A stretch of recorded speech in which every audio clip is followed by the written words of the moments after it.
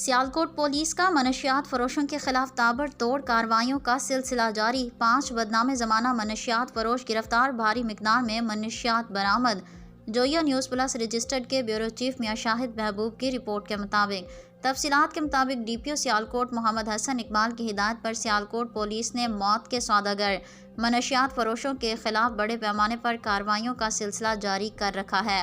इस सिलसिले में DSP सदर सर्कल की सरबराही में SHO थाना सदर सियालकोट सब इंस्पेक्टर कैसर बशीर ने अपनी टीम के हमरा ह्यूमन इंटेलिजेंस बेस्ड ऑपरेशन के दौरान जिले में मनशियात फरोशी के नेटवर्क को ब्रेक करते हुए मकरू धंधे में मुलविस बदनाम ज़माना मनशियात अतीक अहमद, अजहर आलमगीर, मुअज्जम शरीफ, उस्मान और मोहम्मद नबील को गिरफ्तार करके उनके कब्जे से मजमूई तौर पर 15 किलो 290 ग्राम चर्स बरामद कर ली है।